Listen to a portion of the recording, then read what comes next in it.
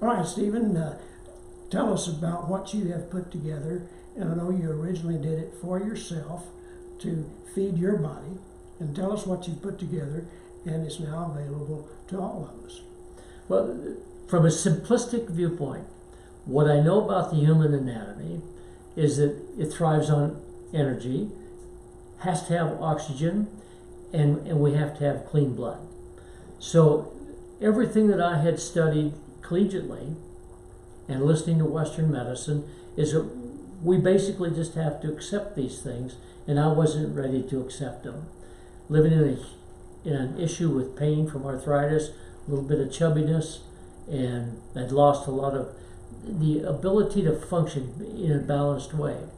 So just looking at the needs and coming from my background, from a scriptural viewpoint, if I may, that if you have a clean liver, then your blood is clean. If your blood is clean, then your brain is clean. And that was the beginning. So to do that, and dealing with so many people that had high blood pressure, try and take all kinds of medication to lower that, either from thinning the blood or a variety of things that chemicals do. I know about nitric oxide and vasodilation. So red beets, first and foremost, loaded with vitamins and minerals, loaded with antioxidants, clean the liver, clean the blood. So I started with that, and then the ability to deal with hormones. Our culture says small amounts of calories in, burn more calories and you'll lose weight. Well, that hasn't worked for 50 years. And I just felt like, well, why don't we control the hormones, since they kind of dictate what's going on in the body?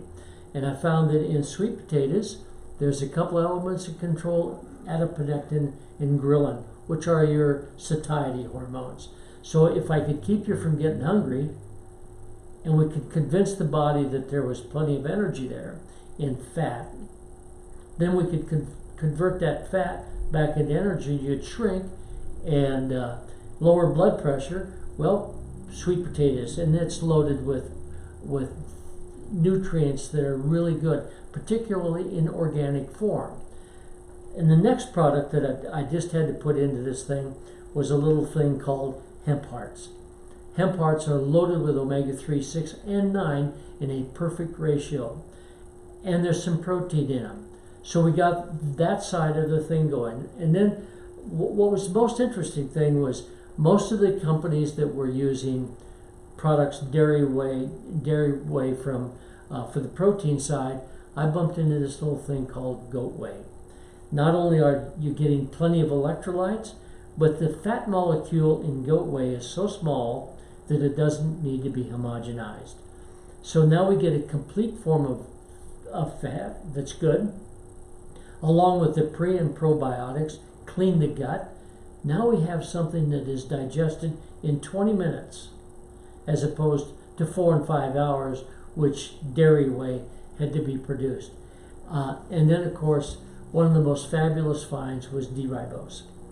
And D-ribose, good for the heart, compulsory for building ATP, and along with that, CoQ10. I think that people are suddenly coming to realize that as we age, we produce fewer amounts of that. And so it's important as CoQ10 is in terms of a free radical scavenger, but it also is incredibly important in terms of building ATP. Now we know that it cleans the cell also. And then finally, there's a little thing called propionyl L-carnitine. We know that carnitine is the only element that takes fat to the mitochondrial wall for metabolic process. So I added a kind of a turbocharged carnitine into the mix. Wow.